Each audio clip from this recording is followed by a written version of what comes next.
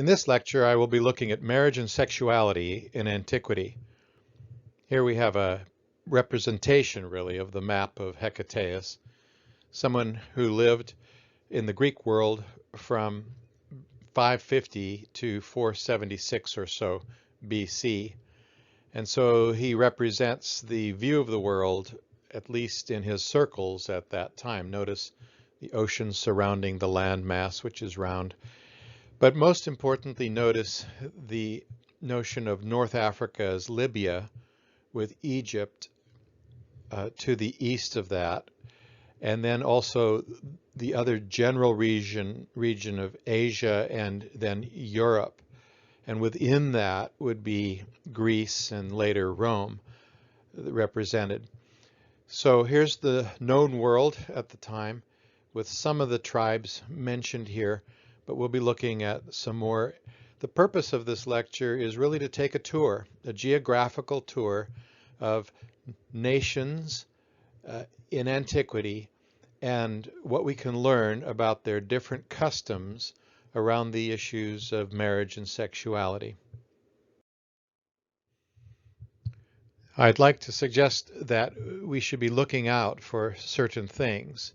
And very broadly, we should be looking out for the diversity of views on sex and marriage among the different nations in antiquity.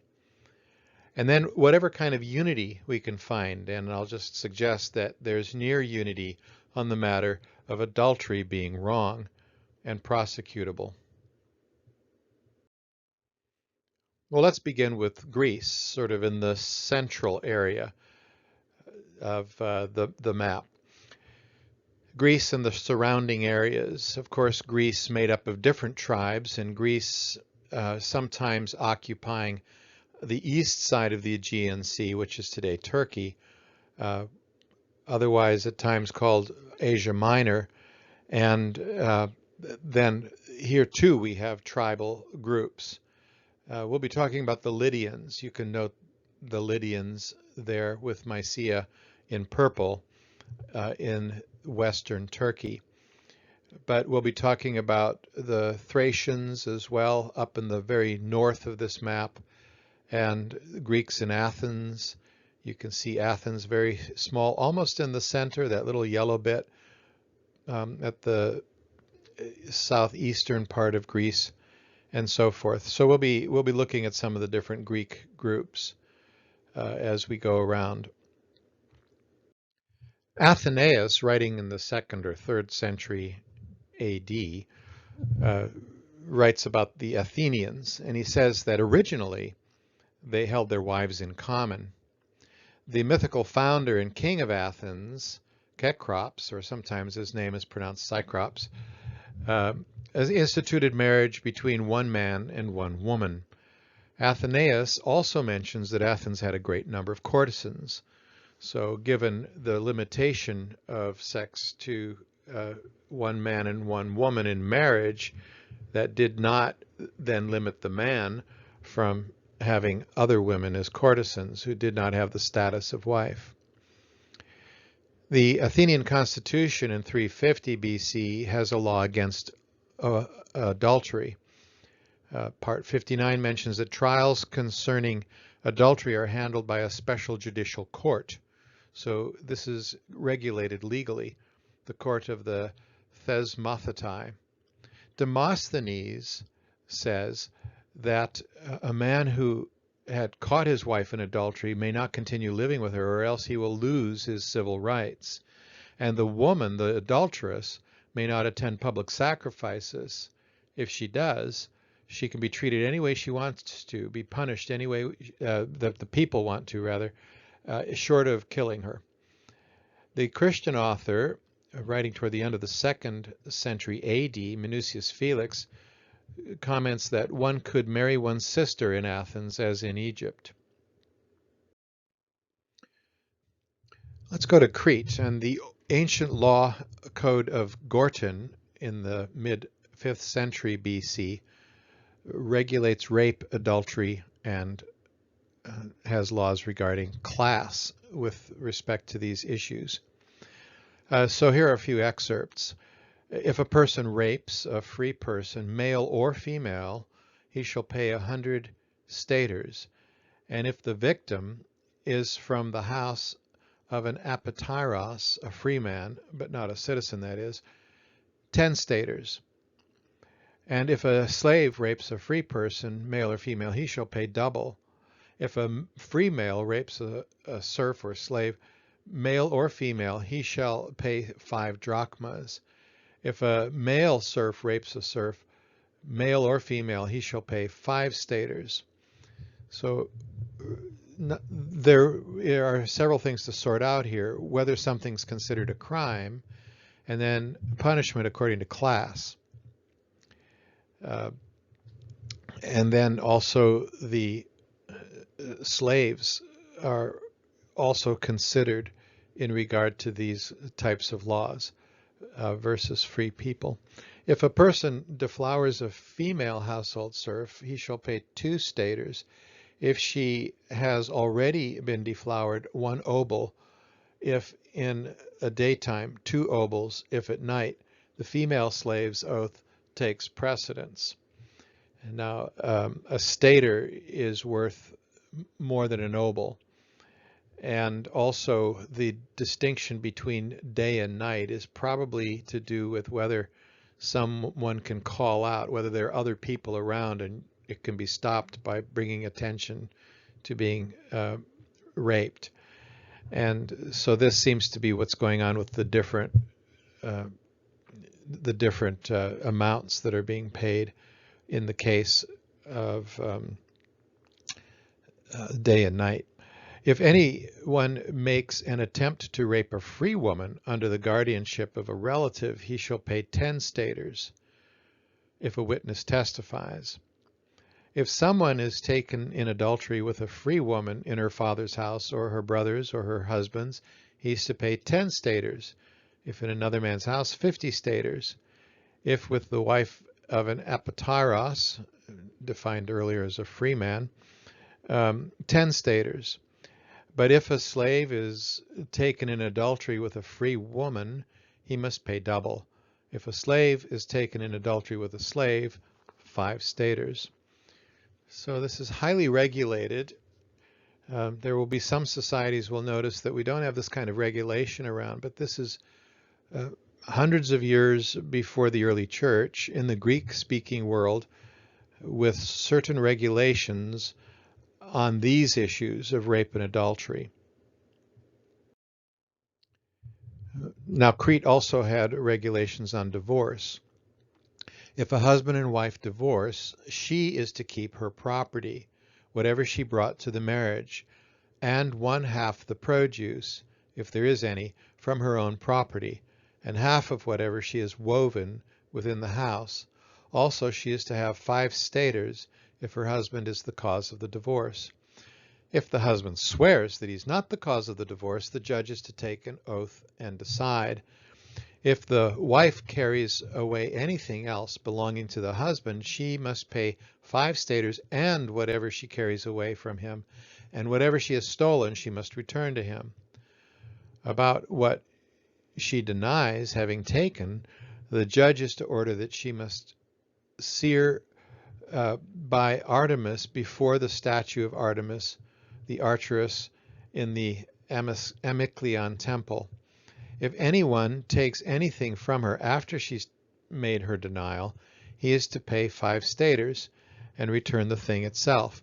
If a stranger helps her to carry anything away, he must pay 10 staters and double the amount of whatever the judge swears that he helped her to take away. One of the big issues in cases on sexuality and divorce and the charges around them is always whether one can prove what is claimed. And the idea of taking an oath and swearing is not just taking someone at their word, but the person putting him or herself under the possible judgment of the God. And so it's considered a very powerful tool to use in the judicial system.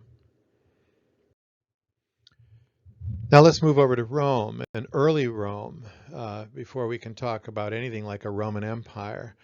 The founding of Rome is associated legally with the 12 tables in 451, 450 BC. And here we have some regulations. First, marriage by usage is defined. If a man and woman live together continuously for a year, they are considered to be married. The woman legally is treated as the man's daughter. So all the laws regarding a man and his daughter would apply to this particular arrangement. This common law marriage then is recognized, and there are later texts, legal texts, that discuss how long a woman should leave the house in the year if they want to avoid being considered legally married. And she goes away for a few days. Another law is that marriage shall not take place between a patrician and a plebeian. Here we again see class playing out. Now let's move over to the Lydians. The author Herodotus writes his histories and talks about these different groups in the known history. Now, sometimes Herodotus is criticized for making claims that are outlandish and aren't necessarily true. But on this point, it does seem to be corroborated by some other sources. The customs of the Lydians are like those of the Greeks regarding sexuality and marriage, except that they make prostitutes of their female children, he writes.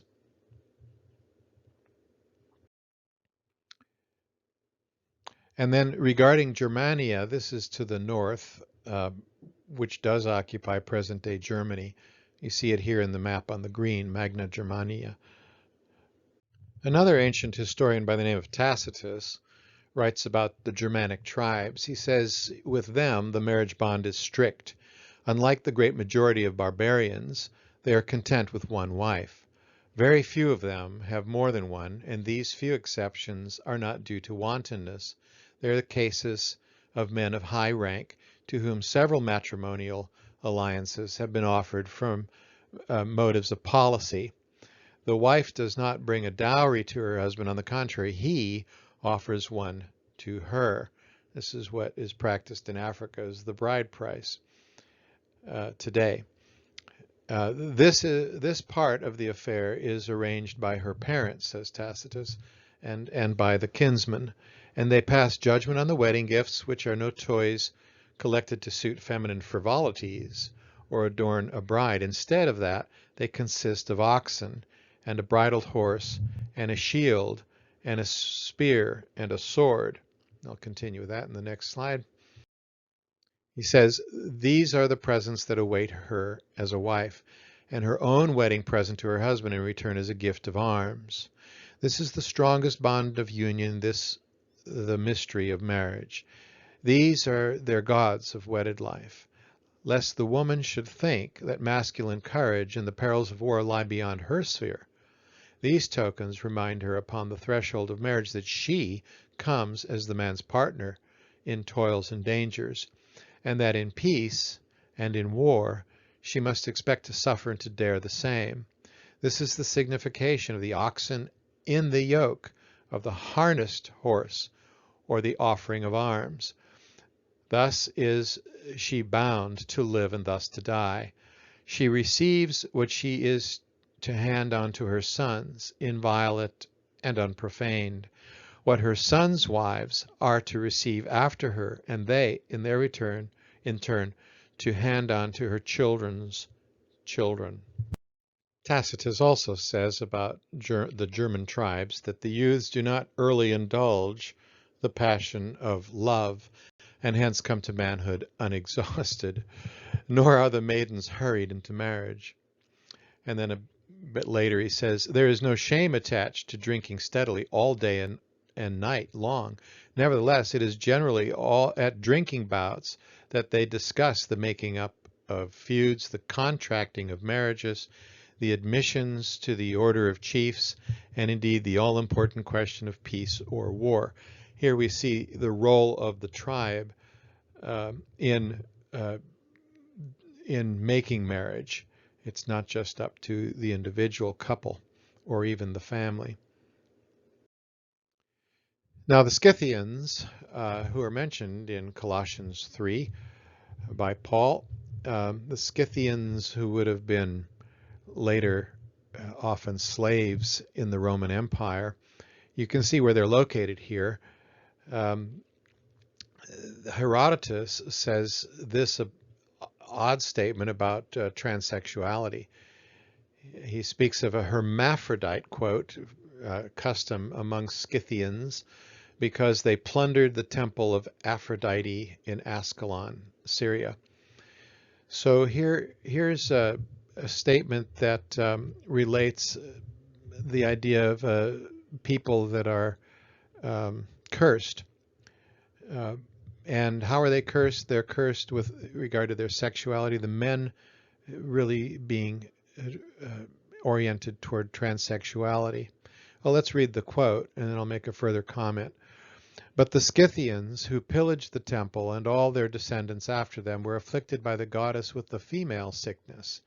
And so the Scythians say that they are afflicted as a consequence of this, and also that those who visit Scythian territory see among them the condition of those whom the Scythians call hermaphrodites, from that translation.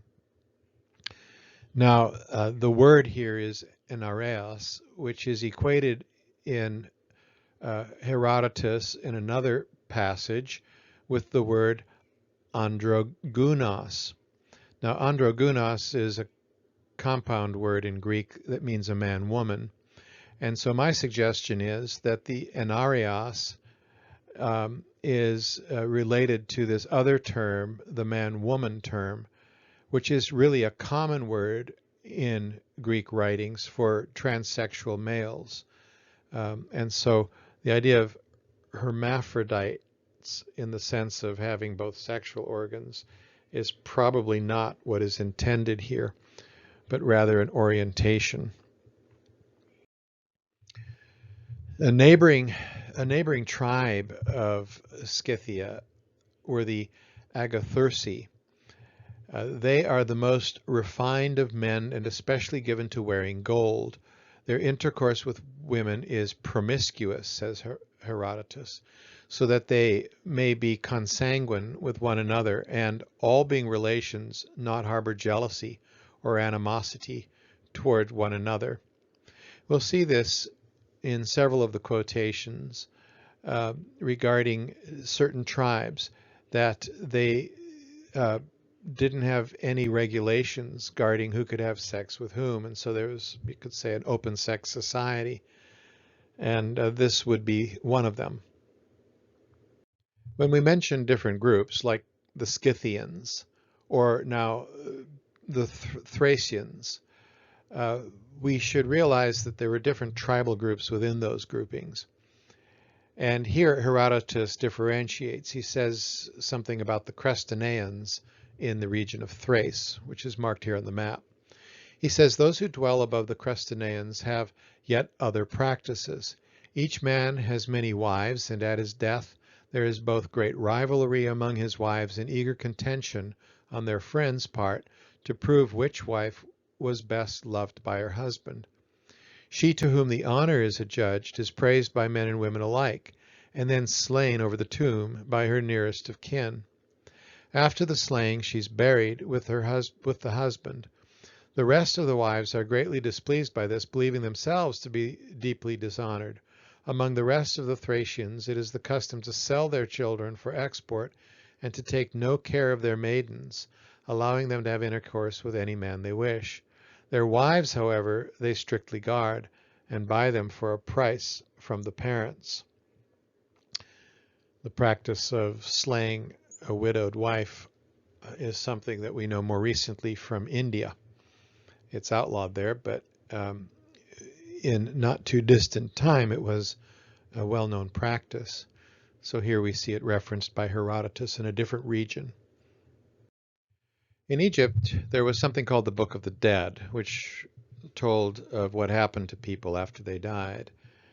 And one of the things we learned from that is that there was a judgment that took place to see what one's sins were in life.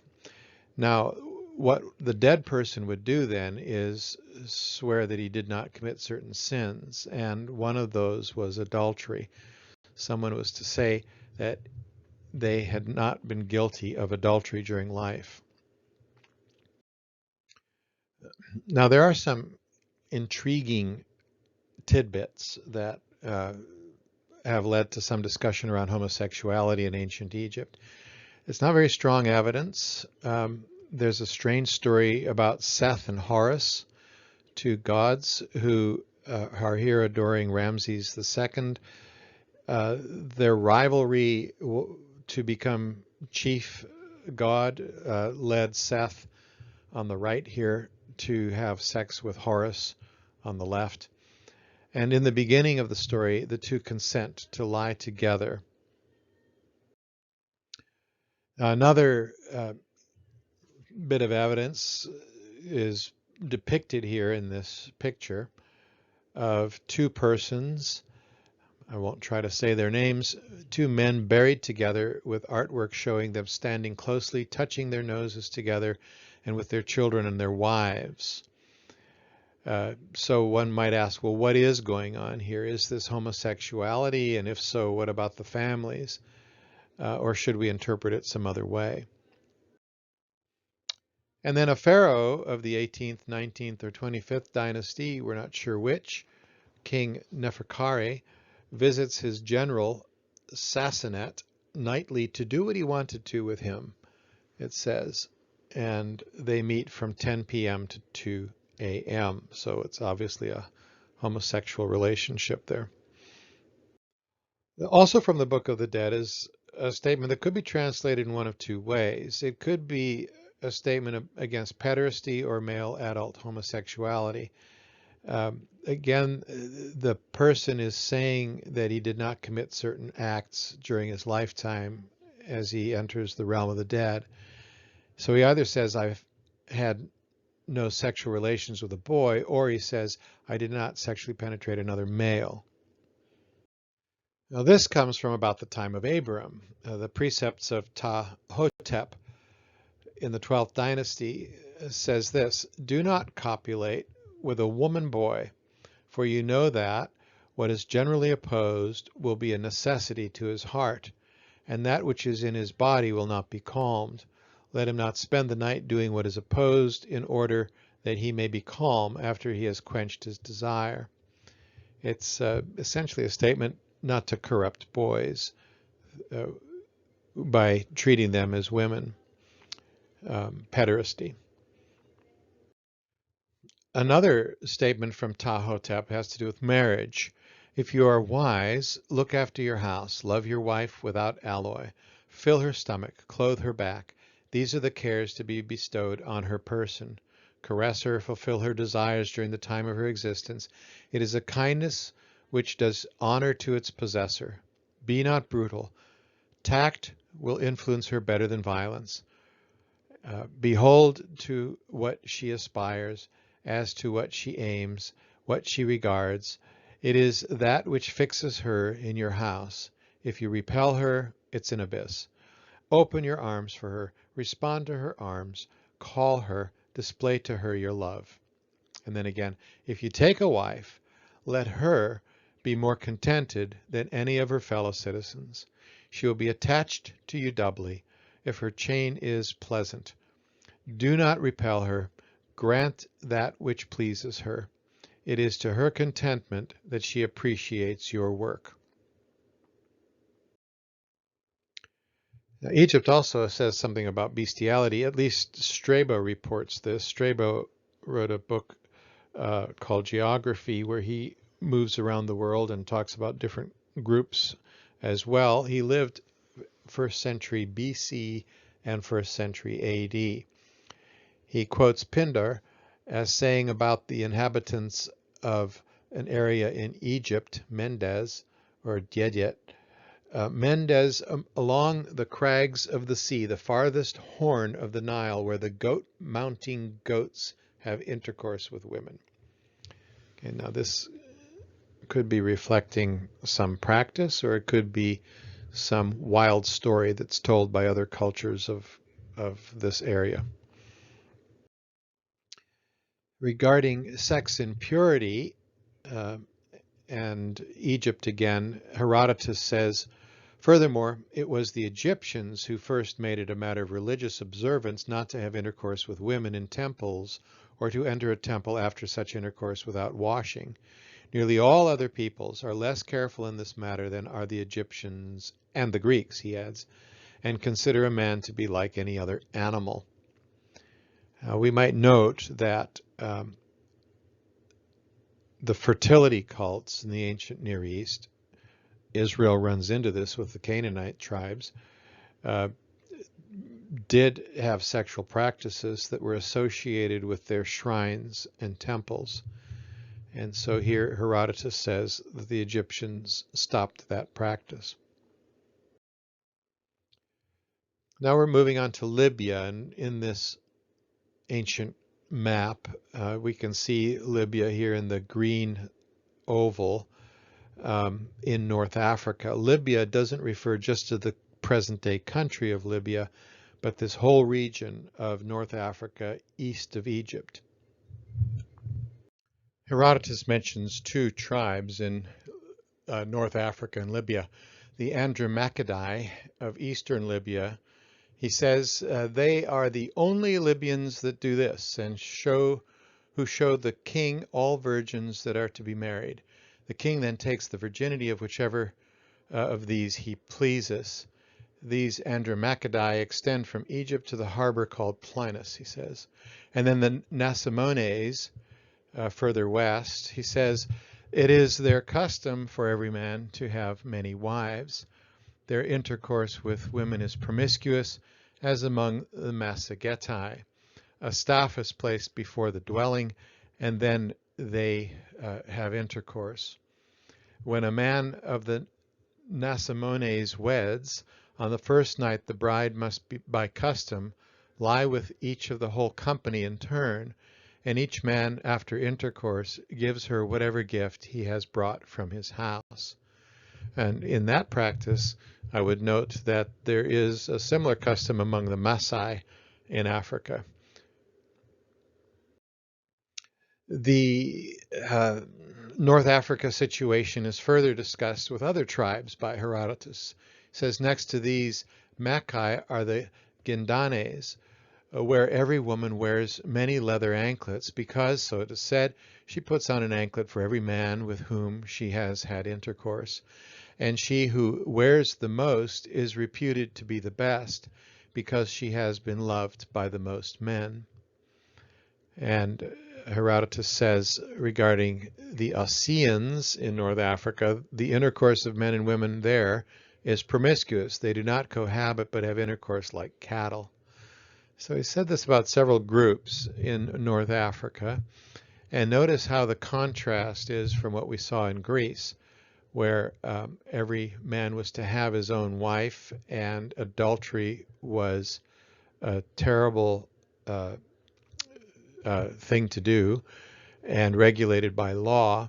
However, men did have sex outside of marriage and had concubines in Athens, we've seen. So there are these contrasts, and we'll continue here to move around the world and have a look at some other groups.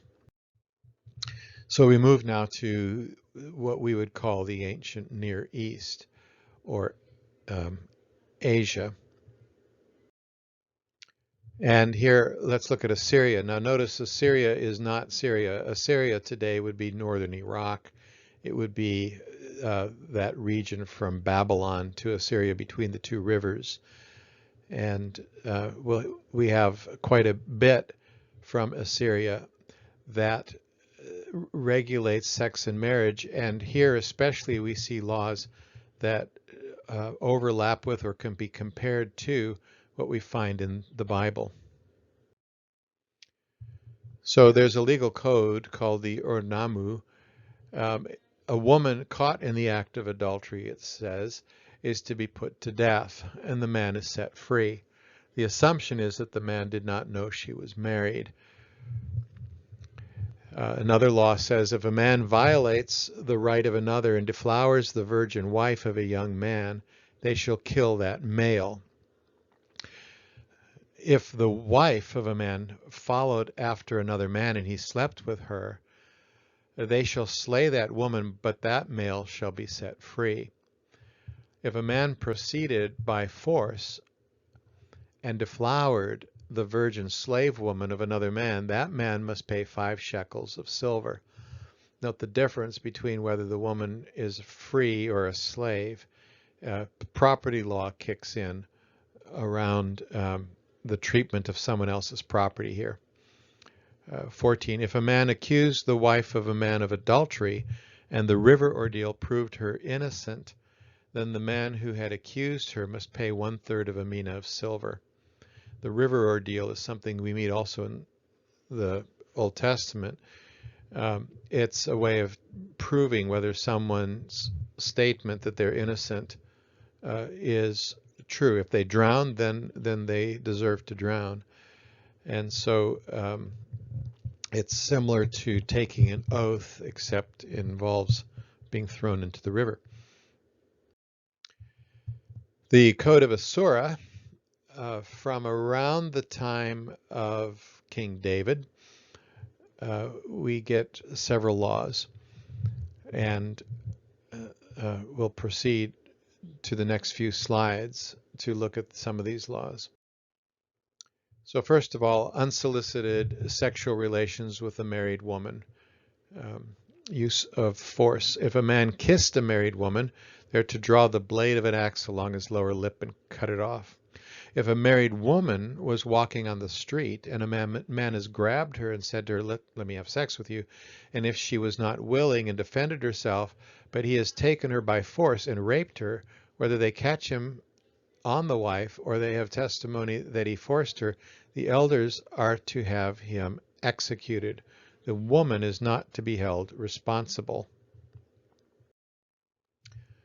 Regarding dual responsibility for complicit sex with a married woman and the husband's choice of punishment, we have several laws. If a married woman has left her house to visit a man at his abode and he has had sex with her, knowing that she is married, both the man and the woman are to be executed. If a man has sex with a married woman, either in a temple brothel or on the street, knowing that she's married, the adulterer is to be treated as the husband decides to handle his wife. If the adulterer did not know she was married, he goes free. The husband is to charge his wife, doing to her as he prefers.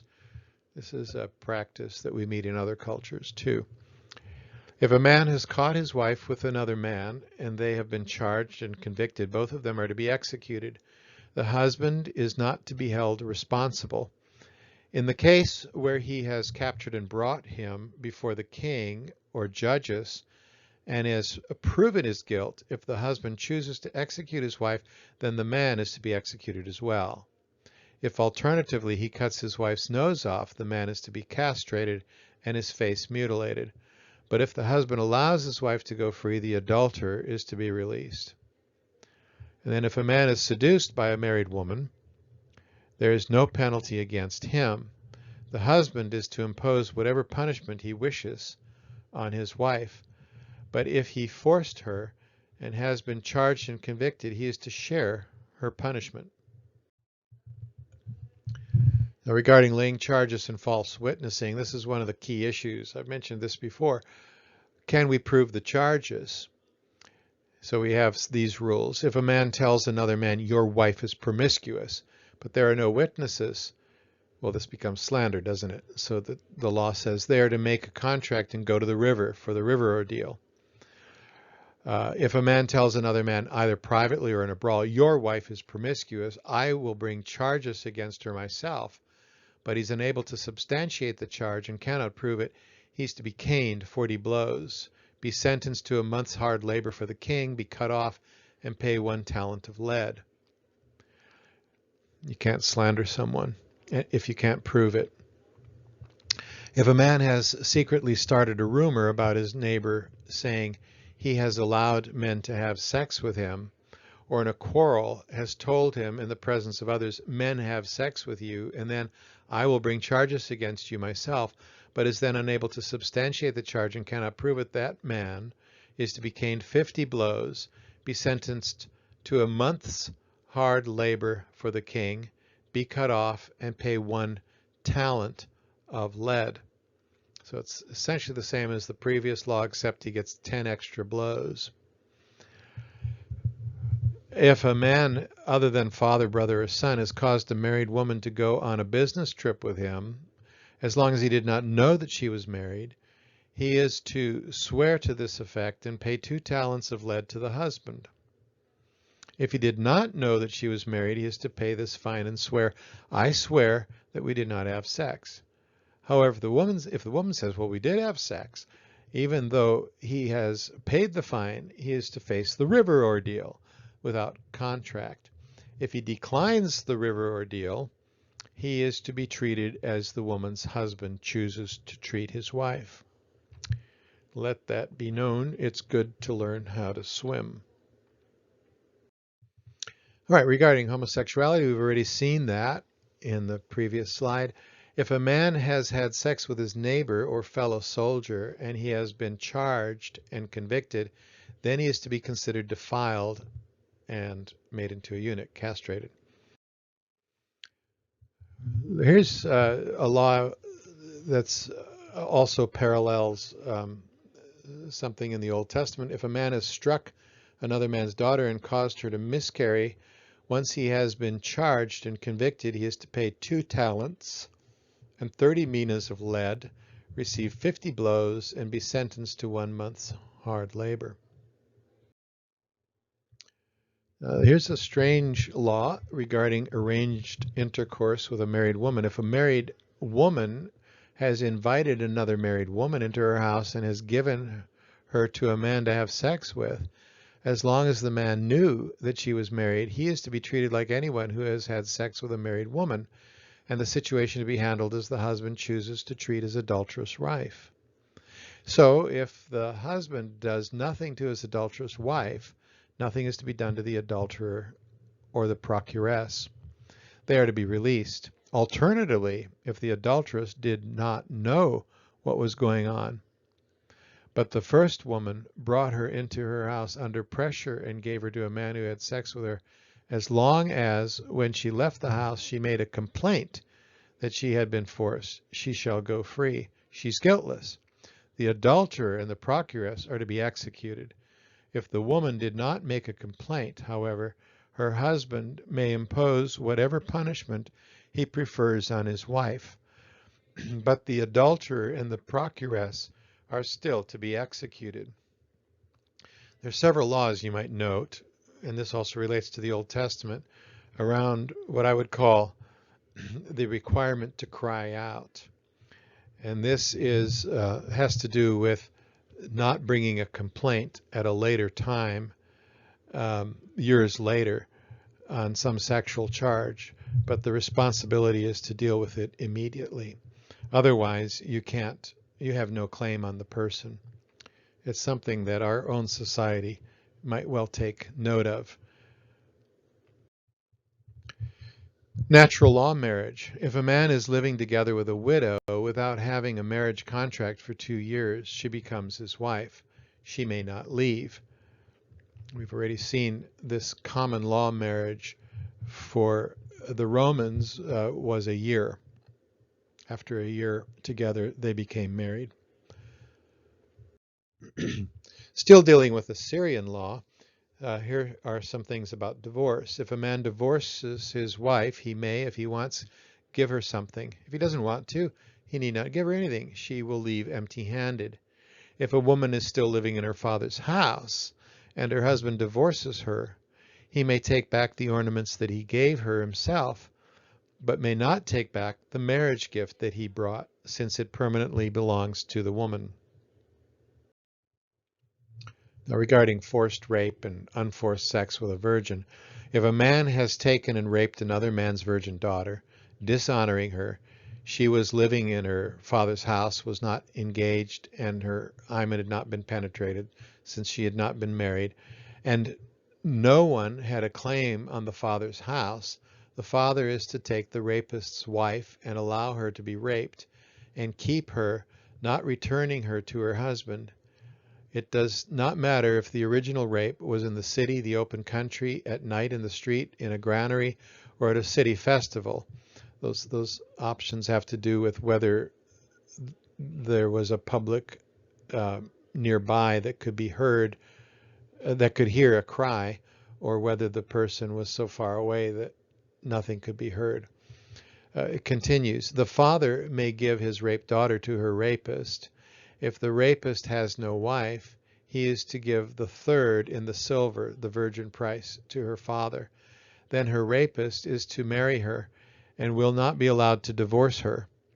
If the father does not approve of the marriage, he is to be given the third in silver for her virginity and give her to whomever he wants.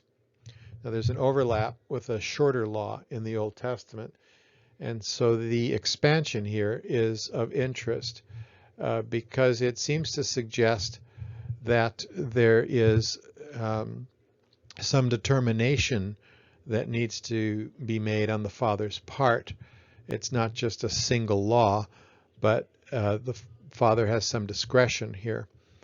And that would possibly, although the strong language here of rape is used, it possibly has to do with deciding whether this is a couple that has had premarital sex rather than some kind of a violent attack. That would be my suggestion to consider regarding that law.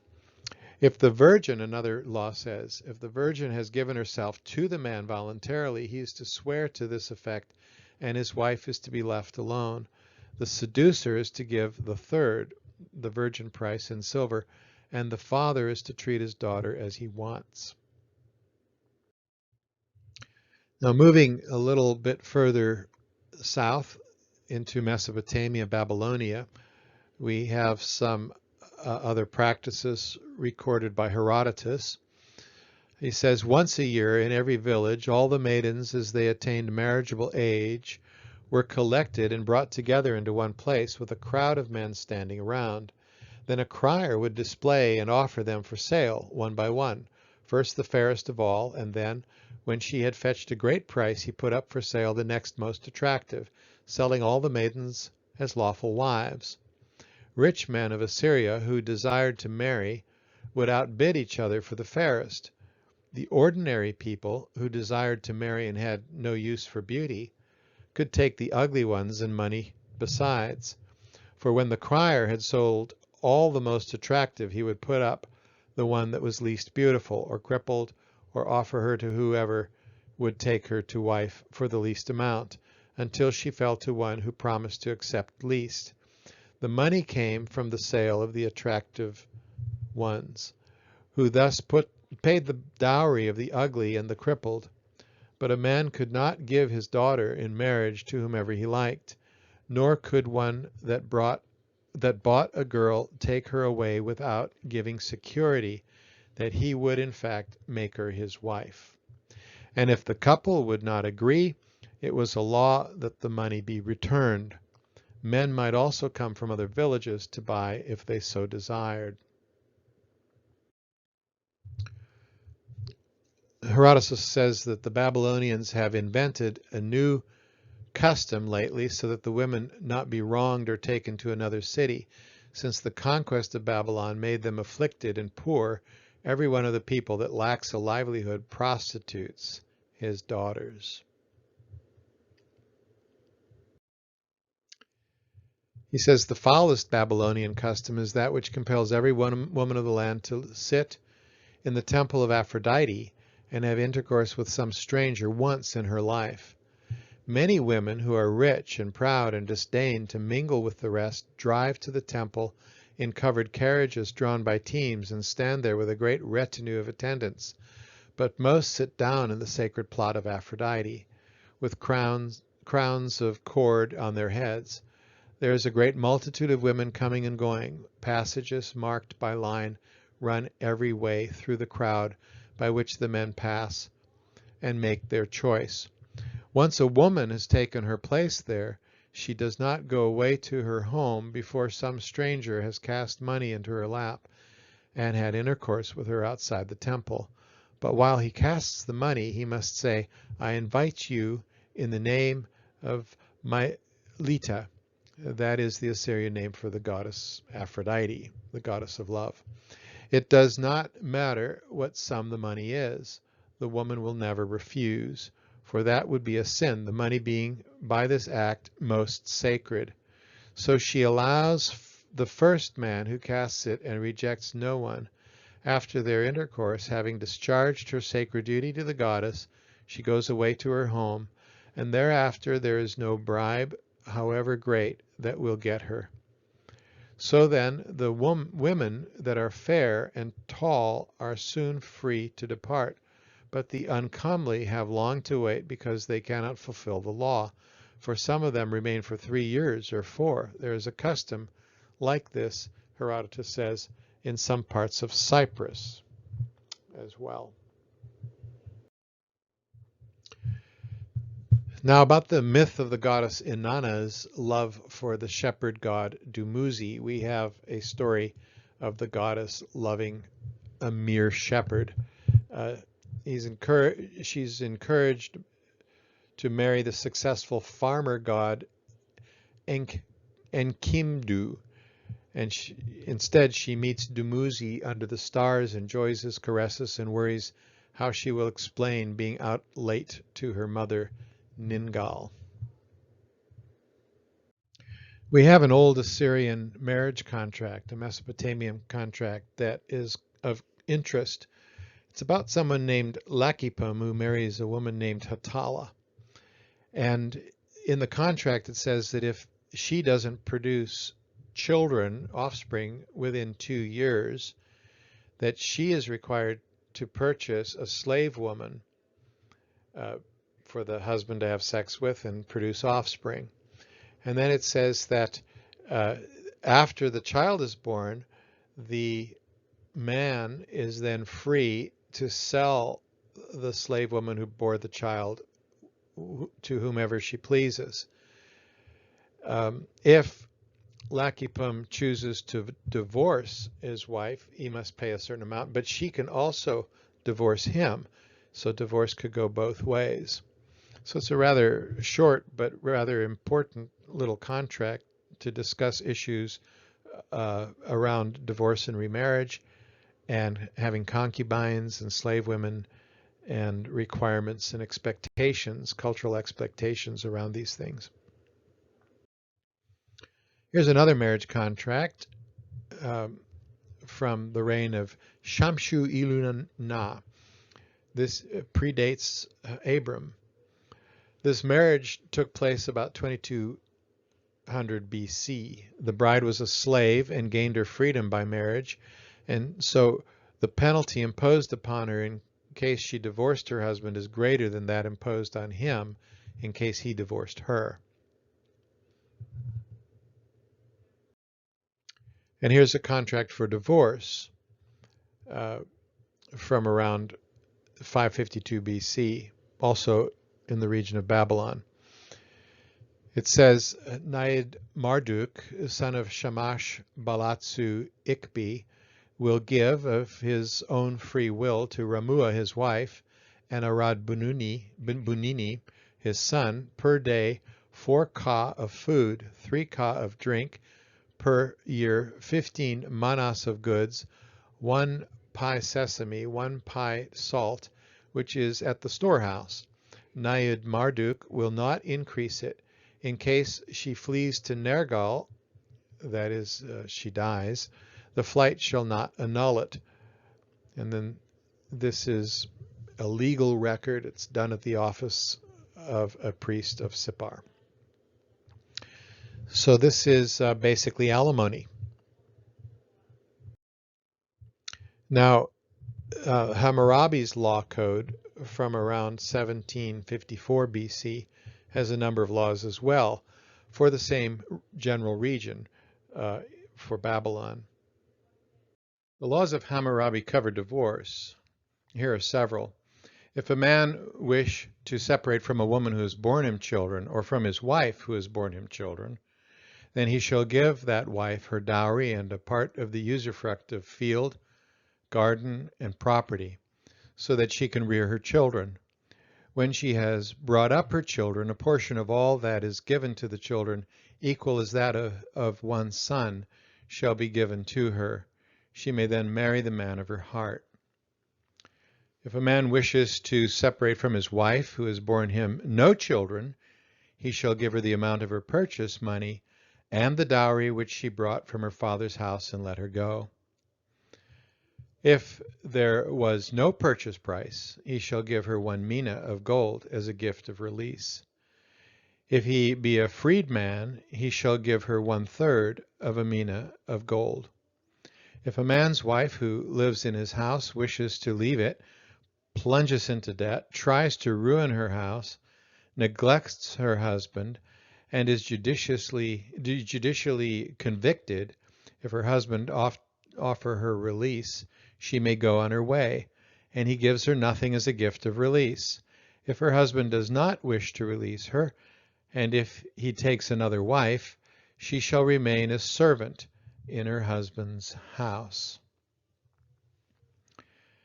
If a woman quarrel with her husband and say, "You are not congenial to me," the reasons for her prejudice must be presented. If she is guiltless, and there is no fault on her part, but he leaves and neglects her, then no guilt attaches to this woman. She shall take her dowry and go back to her father's house. If she is not innocent, but leaves her husband and ruins her house, neglecting her husband, this woman shall be cast into the water. And some other laws of Hammurabi, first on marriage and sex. If a man take a woman to wife but have no intercourse with her, this woman is no wife to him. And then on adultery, we have several. If a man's wife be surprised in flagrante delicto with another man, both shall be tied and thrown into the water, but the husband may pardon his wife and the king his slaves. If a man violate the wife, betrothed, or child wife of another man who has never known a man and still lives in her father's house, and sleep with her and be surprised, this man shall be put to death, but the wife is blameless. If a man brings a charge against one's wife, but she is not surprised with another man, she must take an oath and then may return to her house. If the finger is pointed at a man's wife about another man, but she is not caught sleeping with the other man, she shall jump into the river for her husband. Again, taking the test to see if she's innocent. Hammurabi on second marriages. First, we can see here that both man and woman caught in adultery were bound and thrown into the water. And second, they could be pardoned if the husband pardons his wife, and the king could then pardon the other man. So here are the laws. If a man take a wife and this woman give her husband a maidservant, and she bear him children, but this man wishes to take another wife, this shall not be permitted to him. He shall not take a second wife.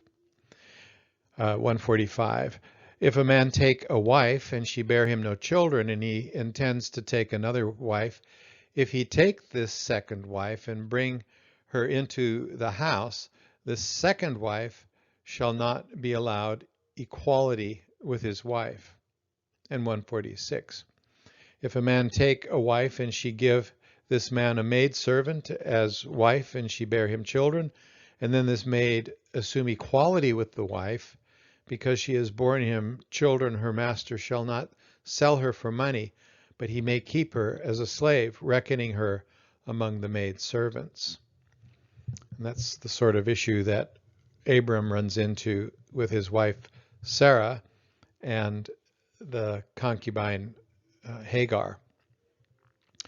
Apologies for the Old English here. It's difficult to read. If she have not borne him children, then her mistress may sell her for money. If a man take a wife and she be seized by disease, if he then desire to take a second wife, he shall not put away his first wife, who has been attacked by a disease, but he shall keep her in the house which he has built, and support her so long as she lives. If this woman does not wish to remain in her husband's house, then he shall compensate her for the dowry that she brought with her from her father's house, and she may go. Hammurabi has some kinship laws as well, like Leviticus 18. If a man be guilty of incest with his daughter, he shall be driven from the place, that is, exiled. If a man betroth a girl to his son, and his son have intercourse with her, but he, the father, afterward defile her, and be surprised, then he shall be bound and cast into the water, that is, drowned in this case. 156. If a man betroth a girl to his son, but his son has not known her, and if then he defile her, he shall pay her half a gold mina, and compensate her for all that she brought out of her father's house. She may marry the man of her heart. If anyone be guilty of incest with his mother after his father, both shall be burned. And if anyone be surprised after his father with his chief wife, who has borne children, he shall be driven out of his father's house. Betrothal was a firmer commitment than engagement is in our society, and here are some rules around betrothal from Hammurabi. If anyone who has brought chattels into his father-in-law's house and has paid the purchase money, looks for another wife and says to his father-in-law, I do not want your daughter, the girl's father may keep all that he had brought. If a man bring chattels into the house of his father-in-law and pay the purchase price for his wife, if then the father of the girl say, I will not give you my daughter, he shall give him back all that he brought with him. If a man bring chattels into his father-in-law's house and pay the purchase price, if then his friends slander him and his father-in-law say to the young husband, you shall not marry my daughter, then he shall give back to him undiminished all that he had brought with him, but his wife shall not be married to the friend. One law that we don't find any similarity to because of different ethics around prostitution from Hammurabi has to do with inheritance laws for prostitutes related to the temple. If a sister of a god or a prostitute receive a gift from her father and a deed in which it has been explicitly stated that she may dispose of it as she pleases, and give her complete disposition thereof, if then her father die, then she may leave her property to whomsoever she pleases. Her brothers can raise no claim thereto. And then if a father give a present to his daughter, either marriageable or a prostitute, unmarriageable, and then die, then she is to receive a portion as a child from the paternal estate, and enjoy its usufruct so long as she lives. Her estate belongs to her brothers.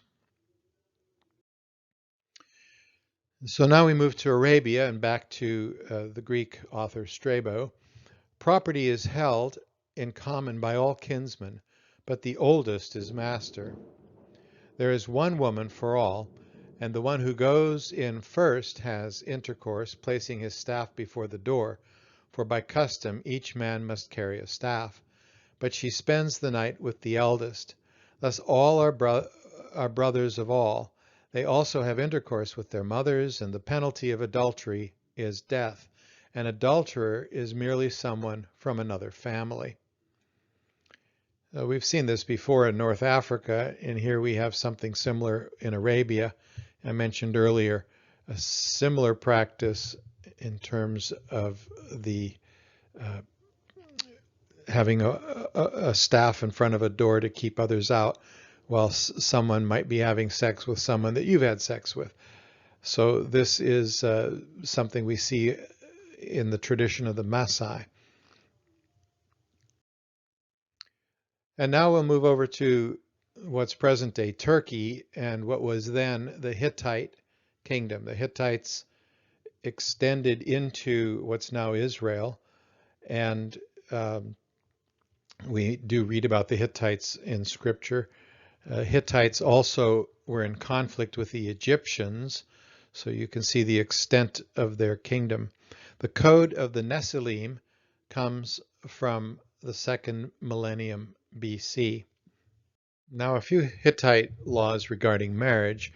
But if a man divorces a woman and then it's lost, he shall sell her, we read.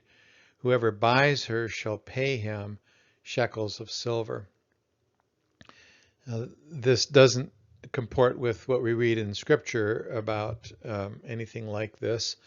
But it is interesting to note a passage from Deuteronomy 21 here, where a wife is taken after a battle. A man sees a beautiful woman, wants her as a wife, and so he takes her from the other people that have been conquered.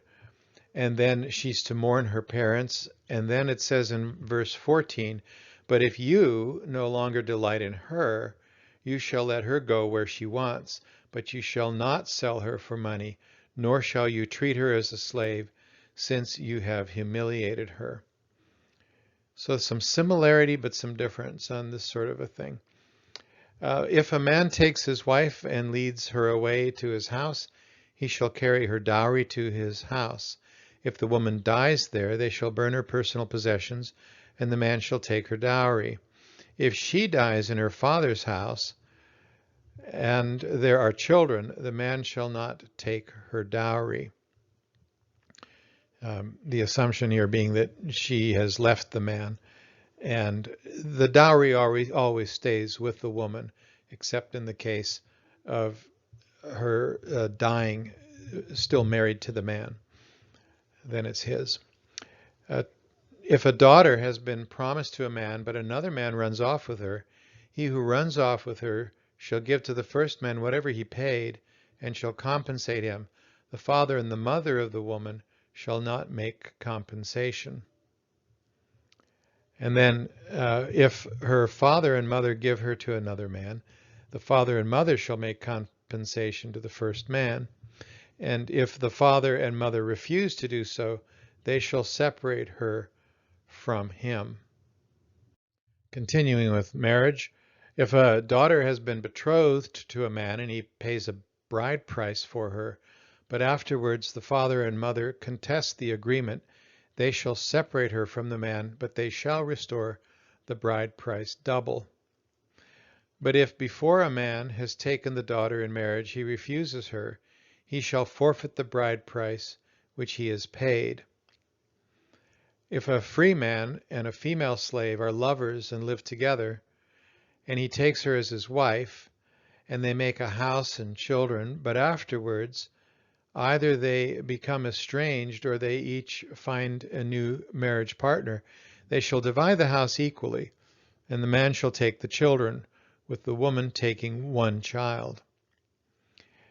And if a male slave takes a free woman in marriage, and they make a home and children, when they divide their house, they shall divide their possessions equally, and the free woman shall take most of the children, with the male slave taking one child. As we continue, note first of all that there are class distinctions, but also the possibility of marriages across those distinctions. So continuing now with 33, if a male slave takes a female slave in marriage and they have children, when they divide their house, they shall divide their possessions equally. The slave woman shall take most of the children, with the male slave taking one child.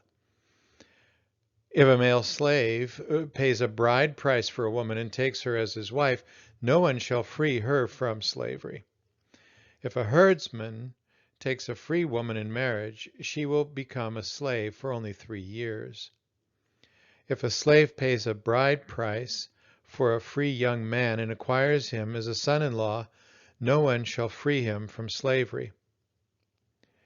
And if either a shepherd or a foreman takes a free woman in marriage, she will become a slave after either 2 or 3 or 2 or 4 years.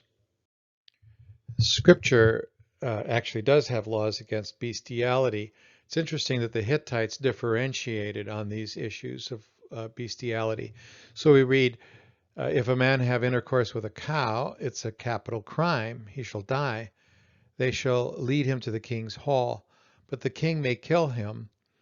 The king may grant him his life, but he shall not approach the king. If a man have intercourse with his own mother, it's a capital crime. He shall die. If a man have intercourse with a daughter, it is a capital crime. He shall die. If a man have intercourse with a son, it is a capital crime. He shall die. And there we do have an example of male sex with another male in the Hittite code. But also note that that could also be what is behind the story of Noah being discovered by his son naked and drunk. And there could be some suggestion of intercourse there in Genesis as a connected text. If a man and a woman come willingly as men and women and have intercourse, there shall be no punishment. And if a man have intercourse with his stepmother, there shall be no punishment. Except if his father is living, it's a capital crime. The son shall die. If a man picks up now this woman, now that one, now in this country, then in that country, there shall be no punishment if they came together sexually willingly. If a man's wife dies, he may take her sister as his wife. It's not an offense. Note that this law also implies that it is an offense if he takes the sister of his wife as another wife while she's living. This is, though, what we find with the story of Jacob and his wives Leah and Rachel. Of course, it's a different culture, but we have a story that goes against this particular law in the Hittite world. And then there's something like a kinship redeemer levirate law for marriage in the Hittite laws. If a man has a wife and the man dies, his brother shall take his widow as wife. If the brother dies, his father shall take her. When afterwards his father dies, the father's brother, shall take the woman whom he had. And now some laws about permitted and unpermitted sex. If a free man pick up female slaves, now one, now another, there's no punishment for intercourse.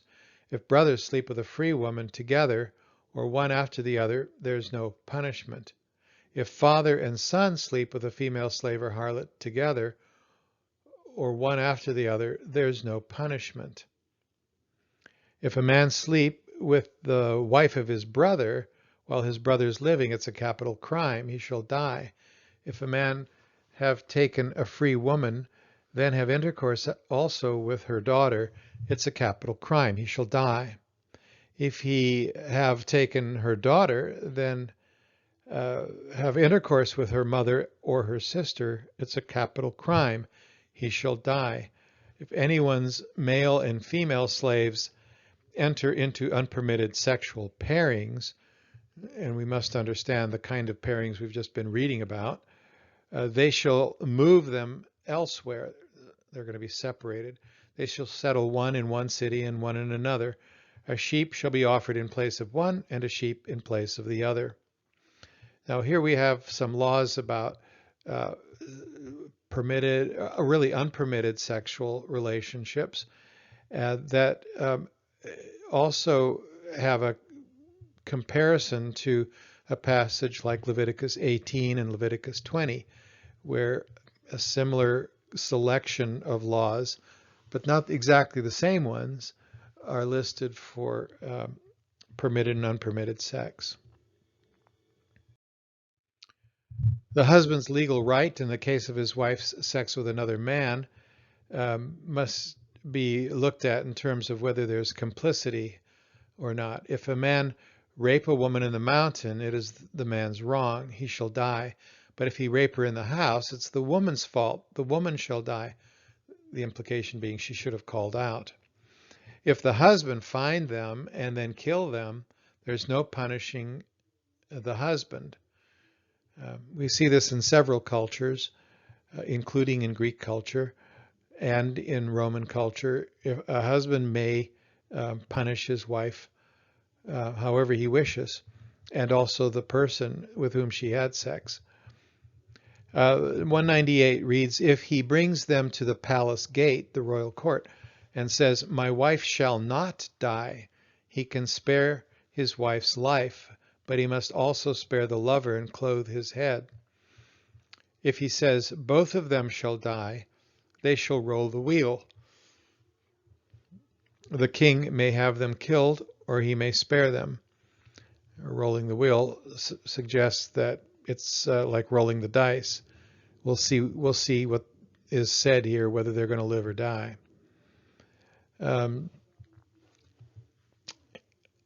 So here we have various laws that have to do with the husband's legal right in these cases. We've already looked at one law on bestiality among the Hittites. I know of no other culture that has gone into such detail on this issue, and to differentiate between what's acceptable and what isn't. And it's really quite remarkable. It's difficult to read this with a straight face, actually. But 199 reads, if anyone have intercourse with a pig or a dog, he shall die. If a man have intercourse with a horse or a mule, there is no punishment. But he shall not approach the king and shall not become a priest. In other words, he's been defiled. If an ox spring upon a man for intercourse, the ox shall die, but the man shall not die. It's hard to believe the man wouldn't die anyway. But anyway, one sheep shall be fetched as a substitute for the man, and they shall kill it. If a pig spring upon a man for intercourse, there is no punishment. If any man have intercourse with a foreign woman, and pick up this one, now that one, there is no punishment. If a man has sexual relations with either a horse or a mule, it's not an offense, but he shall not approach the king, nor shall he become a priest. If anyone sleeps with, and then we don't know what this word is, but some special designation of a woman, and also sleeps with her mother, it's not an offense. So we're definitely in very different territory from biblical laws in these sorts of matters. We've already stepped outside of the world that would have been the context for either the Old Testament or the New Testament by looking at some other places like that northern Africa area of Libya, or the Germanic tribes, or the Scythians. Here we step way out on the east with India. And we'll look at laws from the 2nd millennium BC, the laws of Manu from around 1500. There are a lot of laws here, another law code of another people. Regarding marriage, here are some laws. Let mutual fidelity continue until death. This may be considered as the summary of the highest law for husband and wife. Let man and woman, united in marriage, constantly exert themselves that they may not be disunited and may not violate their mutual fidelity. In childhood, a female must be subject to her father, in youth to her husband, when her lord is dead to her sons. A woman must never be independent. And then, though destitute of virtue or seeking pleasure elsewhere, or devoid of good qualities, yet a husband must be constantly worshipped as a god by a faithful wife. A virtuous wife, who after the death of her husband constantly remains chaste, reaches heaven, though she have no son, just like those chaste men. If, after one damsel has been shown, another be given to the bridegroom, he may marry them both for the same price. That Manu ordained. He who gives a damsel in marriage, having first openly declared her blemishes, whether she be insane or afflicted with leprosy or have lost her virginity, is not liable to punishment. But the king himself shall impose a fine of 96 panas on him who gives a blemished damsel to a suitor without informing him of the blemish. But that man who, out of malice, says of a maiden, she's not a maiden, shall be fined 100 panas if he cannot prove her blemish. A similar situation arises in the laws in the Old Testament about proof of virginity at the time of marriage. He who violates an unwilling maiden shall instantly suffer corporal punishment, but a man who enjoys a willing maiden shall not suffer corporal punishment if his caste be the same as hers. So it's acceptable to have premarital sex. It's only corporal punishment if it's rape. And in the case of these kind of relationships, caste system, social distinctions make a difference, as they still do in India today. A man of equal caste who defiles a willing maiden shall not suffer the amputation of his fingers, but shall pay a fine of 200 panas in order to deter him from a repetition of the offense. A brahmana who carnally knows a guarded brahmani against her will shall be fined 1,000 panas, but he shall be made to pay 500 if he had connection with a willing one. A man aged 30 years shall marry a maiden of 12 who pleases him, or a man of 24 a girl 8 years of age. If the performance of his duties would otherwise be impeded, he must marry sooner. We do find some laws among the Indians regarding male and female homosexual acts. A damsel who pollutes another damsel must be fined 200 panas, pay the double of her nuptial fee, and receive 10 lashes with a rod. But a woman who pollutes a damsel shall instantly have her head shaved or 2 fingers cut off and be made to ride through the town on a donkey.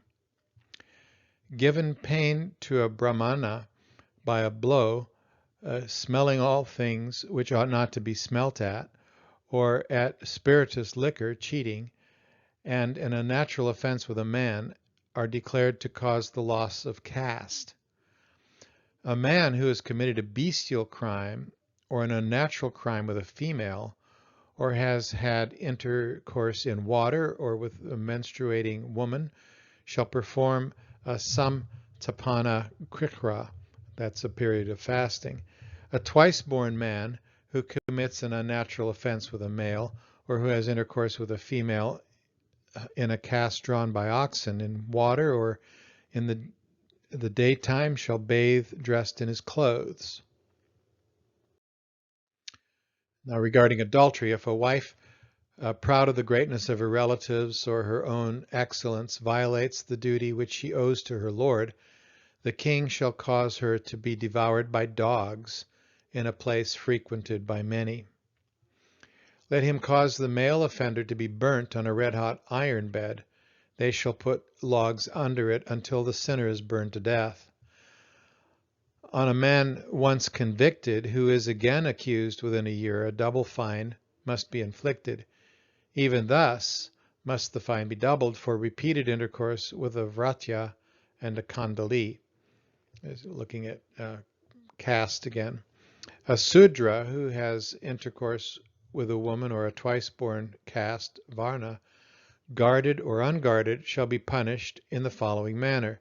If she was unguarded, he loses the part offending and all his property. If she was guarded, everything, even his life. An exceedingly corrupt wife, let her husband confine to one apartment, and compel her to perform the penance which is prescribed for males in cases of adultery. If, being solicited by a man of equal caste, she afterwards is again unfaithful, then a krikra and a lunar penance are prescribed as the means of purifying her.